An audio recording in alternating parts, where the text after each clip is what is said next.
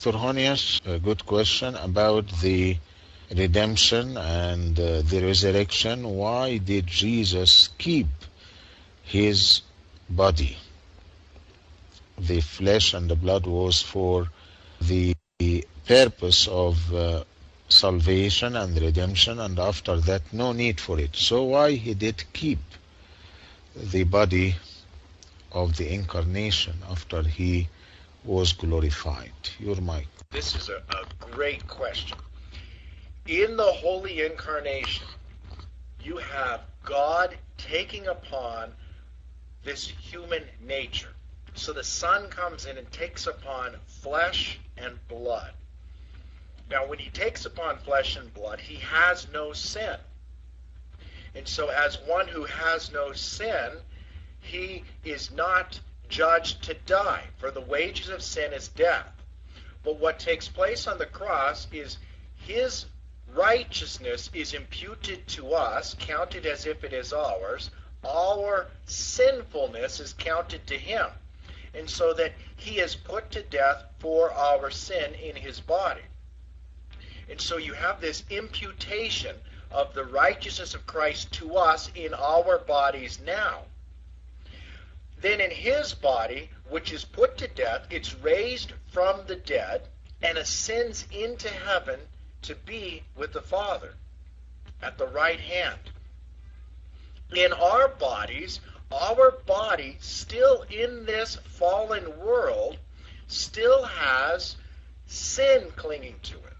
So that in our human bodies we have been counted, reckoned as if we are righteous because we have the righteousness of Jesus declared to be our own.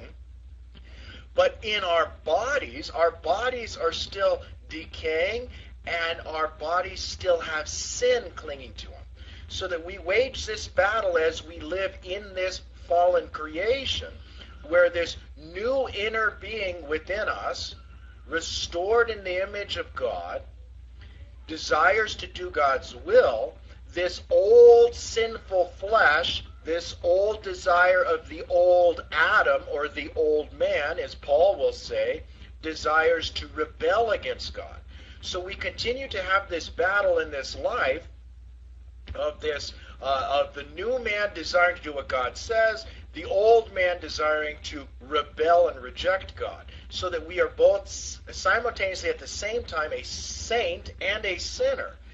And eventually our bodies will be put into the grave, so that that sinful nature, that sinful desire, the sinful inclination will be put to death and it will cease. And then we are restored with a new body. In the meantime, while we dwell here on earth and we have this body that's plagued with sin, while at the same time having the righteousness of God promised to us that's ours by faith, we are made certain and sure that the body of Christ is now ascended before the Father, giving to us the certainty that our bodies will stand before the Father. You see, in our bodies, because of fallen creation, we cannot stand in the full, undisclosed revelation of God, in his beatific vision, as we would say. We cannot do that in our bodies.